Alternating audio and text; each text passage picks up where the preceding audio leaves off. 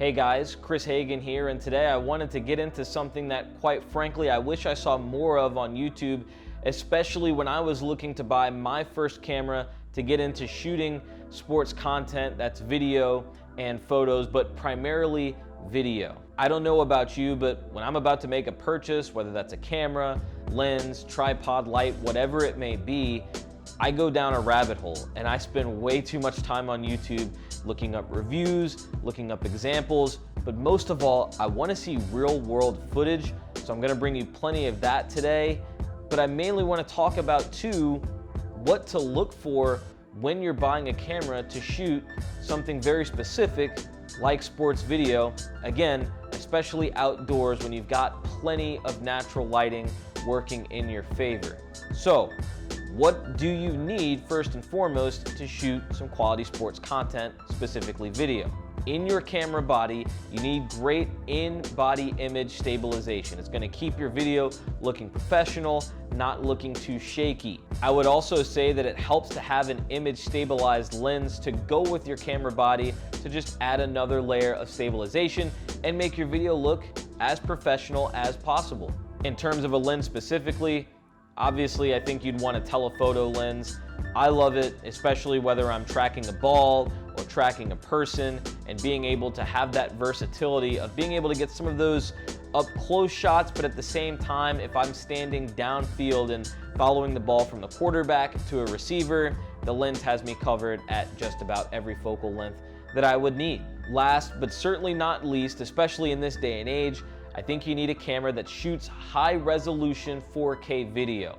Even if you're just going to export it in 1080 and deliver it to a client or put it on YouTube or Instagram or Twitter in 1080, shooting in 4K, it's going to look better.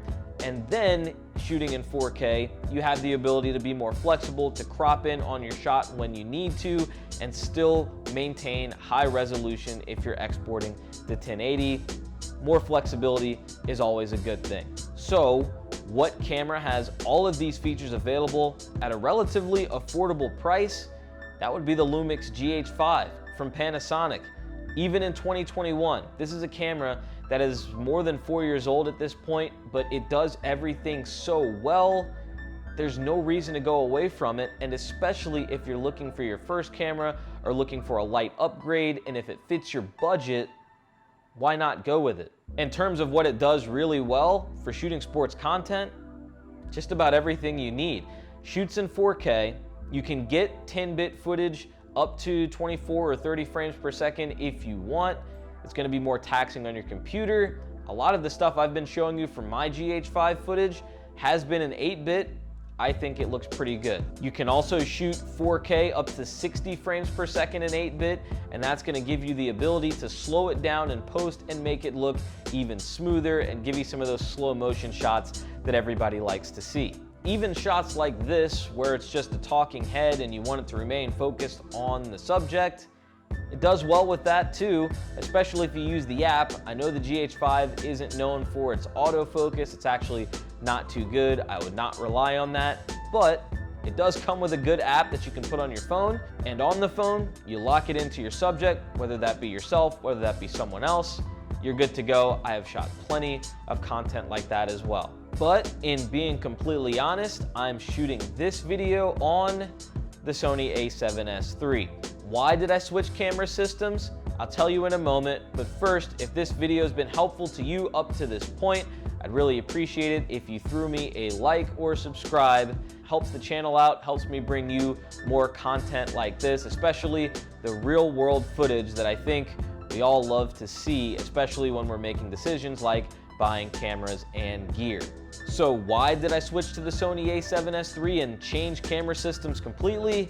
Simply because I'm not doing just sports anymore. I've gotten into event videography and some types of shoots where I need more low light capability, and specifically autofocus was a big selling point for me.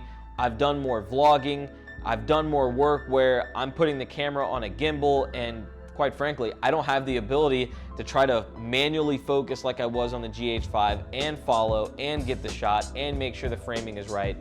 I can take the Sony a7S III, throw it on the gimbal, track my subject, rely on that eye autofocus to lock in and remain locked on and give me a smooth, crisp shot, to me, that is priceless. But again, that's a topic for another video. You can find lots and lots of material on the Sony a7S III all over YouTube. The topic of this video remains sports videography, that sports content that I think the GH5 is more than good enough for, even compared to cameras currently coming out today, cameras about to come out, cameras that are more expensive. The GH5 is packed with great video features such as dual card slots and dual card recording. You're able to simultaneously record on both cards in the camera, so just in case something happens to one, you've got a backup. Might come in handy if you're doing work that you're paid for. You've also got shutter angle for video. You can set it to 180 degrees, meaning your shutter angle will be twice your frames per second, and it will give you the motion blur that you so desire, make your video look most natural and pleasing to the eye. You've also got your waveform and histogram to check your exposures to make sure everything's right in that regard. And the in-body stabilization is among the best you'll find even among newer cameras coming out today. Again, the GH5 just did it so well in 2017. That's why it is still relevant and still one of the best around now, and for a much more affordable price. $1,200 to $1,300 for the body. You can find a good telephoto lens for less than $1,000. I think it's the best bang for your buck, and if it fits you, and if you're looking to upgrade, if you're looking to buy that first camera, you can't go wrong with it.